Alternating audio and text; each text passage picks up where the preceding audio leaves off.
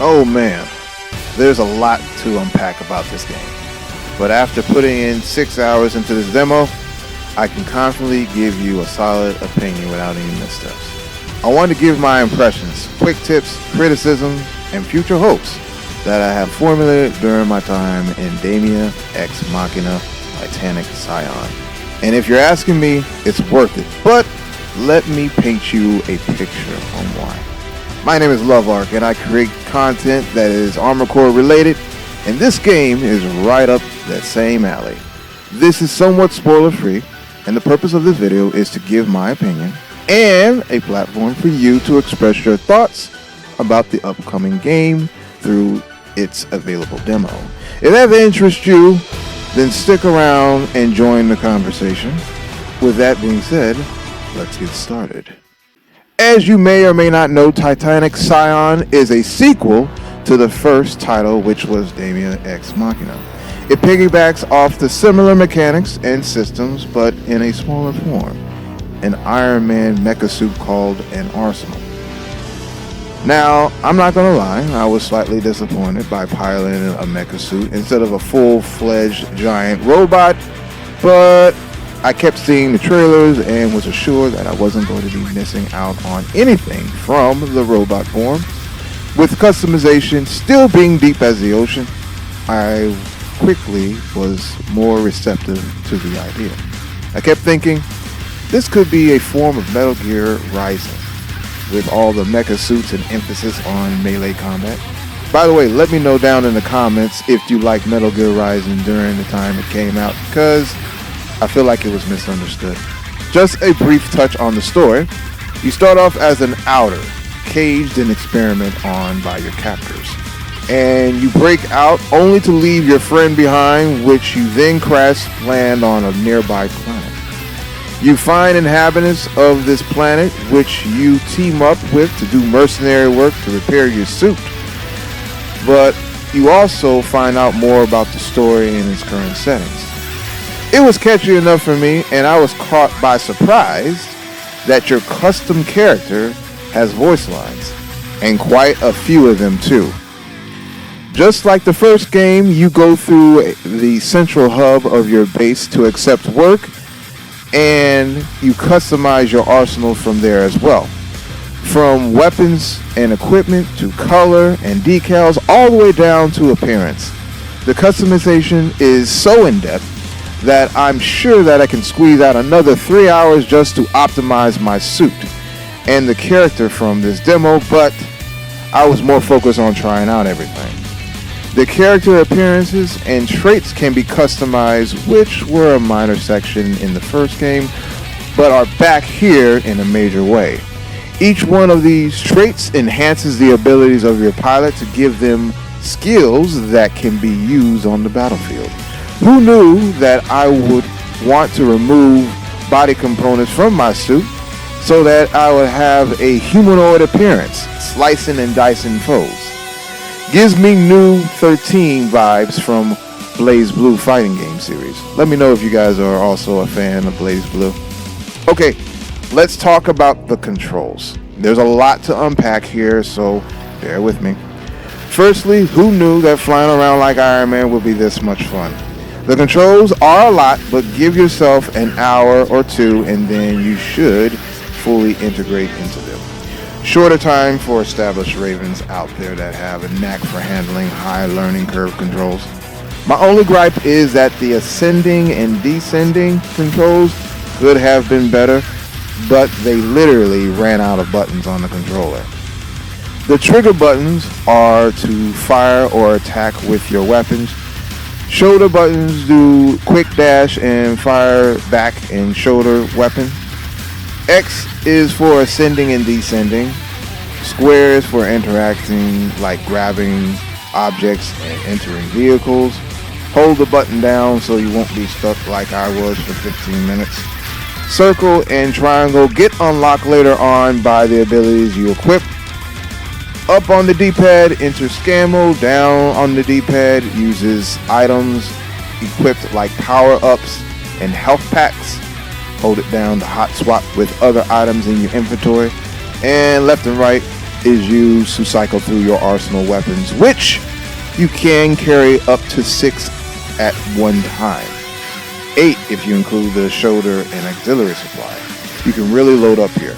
Oh yeah, press on the right stick to hard lock on enemies. Let's talk about the map.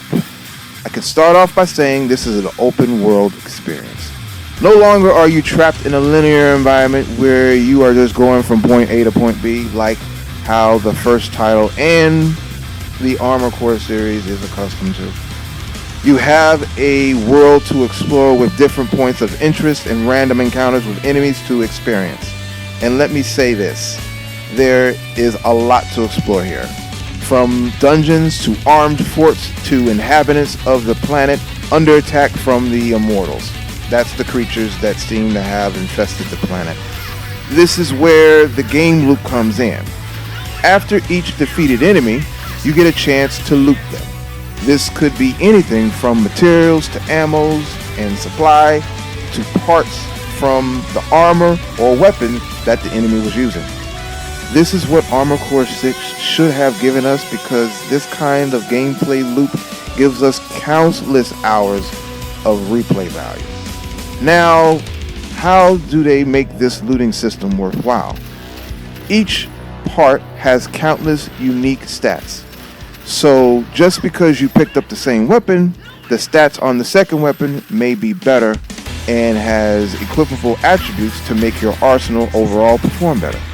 Essentially, it's an action RPG with jetpacks. Speaking of which, let me know if the Hopium has died for Armored Core 6 DLC. The enemy varieties are currently fine, as I know that this is a demo of 17 gigs, so you can't put too much in there, but there's about 8 different enemies you can encounter, with 2 of them being big boss types. They are fairly competent as I was playing on normal mode, but that one big boss got my gears turning and the wheels in my head spinning. But I quickly remembered that they did this in the first one, which made it so good. It's the big game hunting you can do. The big bad bosses were the highlight of the first game and still present themselves as the returning highlight in this game, but this time you can do it with friends. I have fond memories of trying to target weak points of those bosses and attempt to catch them in a vulnerable state before exploiting them. But this time, they are bigger since we are regular human size. There appears a satisfying challenge. Now on to the minor stuff. The graphics are nice, nothing spectacular, just nice detail on the machinery and more emphasis on the anime style character designs for the people like the first title. The music is slapping harder than your mama's cooking each time you encounter an enemy. The characters in the story seem to be interesting enough. They have learned that you have to have contrasting characters in order to balance out and highlight character development, so that's a plus. Oh, there will be some goonings, so be ready for that with all those poses. What else is there? Oh yeah, this observation is more for Armored Core enthusiasts. So there are no parts for FCS generator and boosters. It's all baked into the parts of the suits you equip. That remains to be determined if that's a good or a bad thing. Oh, future hope for this game. This is a section you've all been looking for. I hope like heck that this game continues this Monster Hunter philosophy of big game hunting, big bosses that may or may not require you to co-op with others online. I think this develops a healthy community instead of just having PvP mode only.